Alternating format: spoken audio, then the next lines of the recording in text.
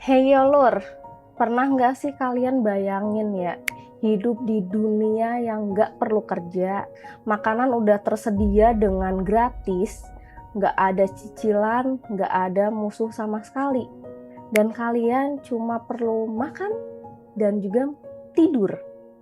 Ya kedengarannya kayak di surga kan. Tapi di tahun 1968 ada nih seorang ilmuwan yang namanya tuh John Calhoun bikin surga itu buat para tikus. Ya bener banget, bener-bener buat para tikus.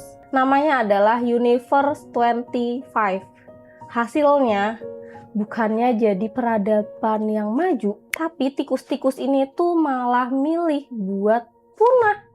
Kok bisa ya? Ya karena ternyata lur, ketika hidup terlalu gampang, otak tuh mulai cari cara buat jadi rusak. Yuk kita bahas fakta yang mungkin bikin kalian ngerasa kalau kita ini yang nggak jauh beda sama tikus-tikus ini. Ya bisa jadi ya, kita bahas di Rudik.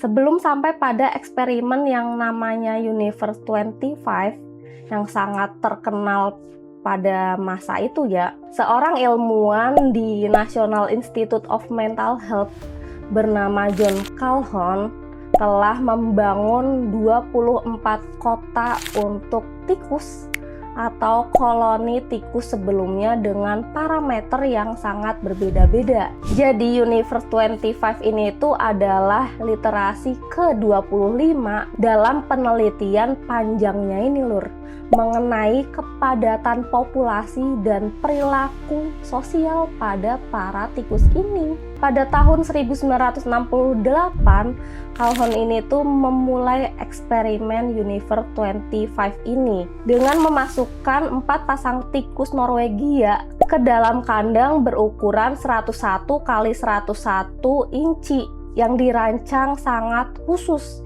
Jadi kandang ini tuh diciptakan seperti sebuah surga bagi para tikus, mulai dari banyak makanan dan air, iklim yang dibuat sempurna, sarang yang begitu nyaman, dan bahkan ada 256 apartemen-apartemen yang terpisah yang dapat diakses melalui pipa tabung. Dan Calhoun ini tuh sangat teliti lur, bahkan dia juga menyingkirkan tikus-tikus yang sakit. Jadi lur, semua kebutuhan hidup para tikus ini tuh tersedia di dalam kandang besar ini. Kebersihan kandang juga dijaga secara berkala lur. Tapi Calhoun juga menyatakan nih, satu-satunya hal yang akan memicu kekacauan di antara para tikus ini adalah keterbatasan ruang. Seperti prediksi awal si Calhoun, semua tikus ini tuh hidup dengan makmur dan damai. Mereka menghabiskan waktunya untuk beradaptasi, lalu makan dan juga kawin. Bahkan setiap 55 hari sekali, populasi di dalam kandang ini tuh berlipat ganda lur. Pertumbuhan populasi ini tuh mencapai puncaknya pada jumlah 2.200 ekor tikus. Seiring dengan pertumbuhan populasi, para tikus ini mulai membentuk koloninya masing-masing lur. Jadi punya geng masing-masing ya. Secara logika kalau sumber daya nggak terbatas, harusnya mereka aman dong ya. Tapi disinilah satirnya kehidupan dimulai. Mereka mulai numpuk di satu titik padahal tempat lainnya kosong. Kenapa? Ya karena mereka tuh malas bereksplorasi. Mereka cuma pingin deket sama sumber makanan tanpa usaha. Kedengaran familiar kan sama perilaku kita yang malas gerak karena semua sudah ada di smartphone kita.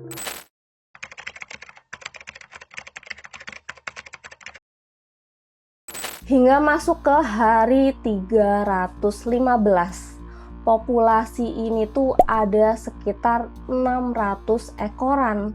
Di sini struktur sosial mereka mulai hancur. Pertumbuhan populasi pun jadi kian melambat. Bahkan tikus-tikus itu tuh menunjukkan perilaku yang menyimpang jauh sebelum mereka dihadapkan pada keterbatasan ruang. Bahkan sering nih terjadi saling serang antar koloni tanpa alasan yang jelas.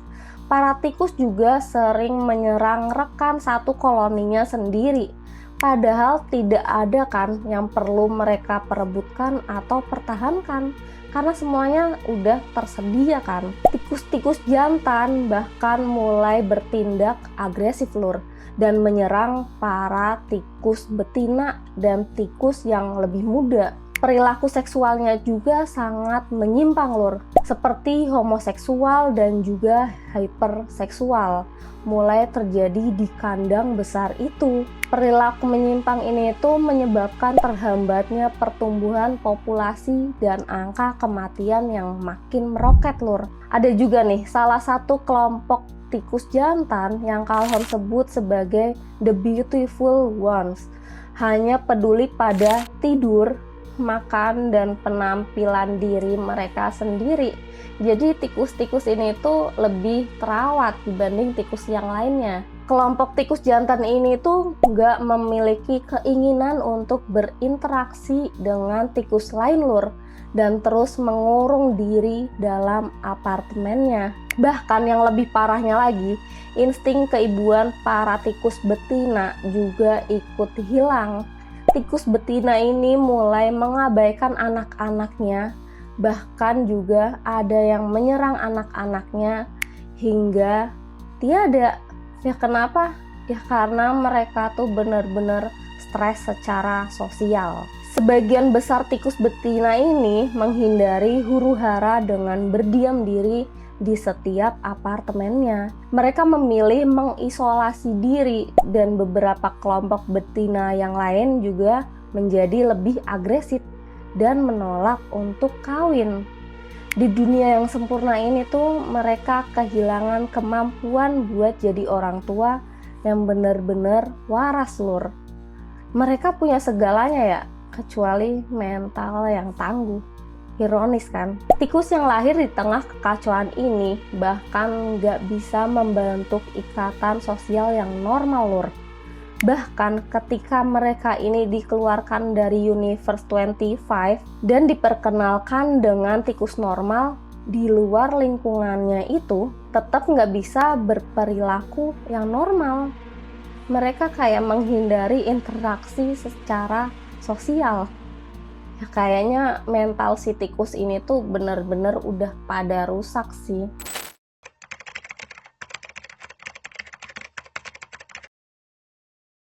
Dan peningkatan populasi berhenti total pada hari ke-560. Bayi-bayi tikus yang lahir setelah hari itu nggak bisa bertahan hidup dengan cukup lama lur. Hingga tepat pada hari ke-920, bayi tikus terakhir benar-benar dilahirkan.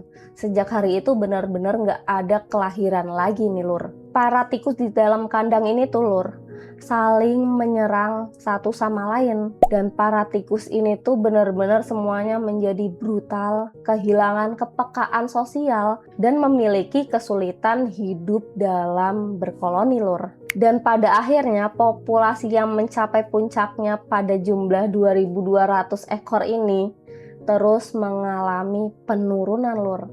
Dan tepatnya di tahun 1973 atau tepat 4 tahun sejak dimulai eksperimen itu, populasi para tikus benar-benar punah total.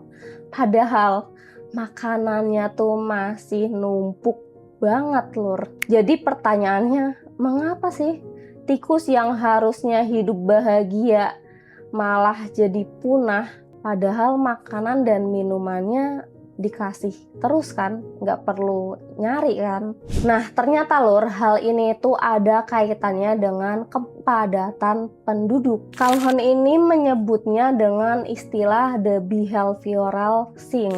Jadi jika kelaparan tidak menghabisi suatu populasi, mereka akan menghabisi kaumnya satu sama lain. Melalui eksperimen Universe 25 ini, John B. Calhoun ini tanpa sadar sedang bermain menjadi Tuhan di dalam semestanya yang ia ciptakan sendiri lur. Banyak orang yang mengutuk eksperimen ini karena sudah mempermainkan kehidupan sekian banyak tikus ya secara kejam.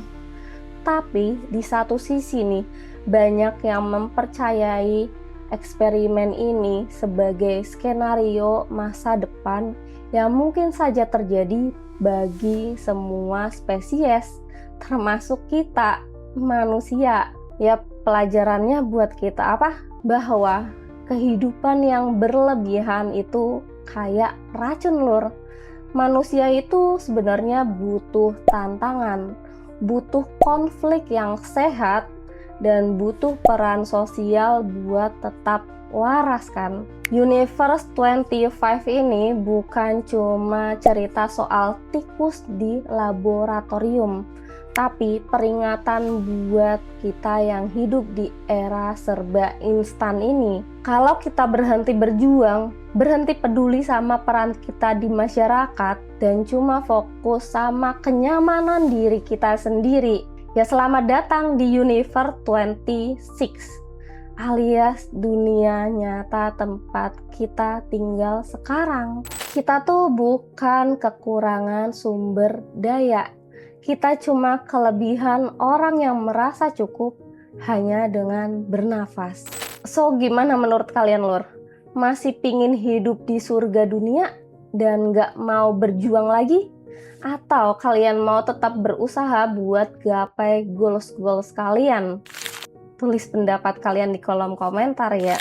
So, thanks banget nih buat kalian yang udah nemenin aku dari awal sampai akhir video. Like jika kalian suka sama video ini ya. Jangan lupa di komen dan juga di subscribe. Semoga hari kalian menyenangkan walau terkadang melelahkan dan juga membagongkan. Hadapi semuanya dengan senyuman. Namaku Tika. See you at next video. Bye.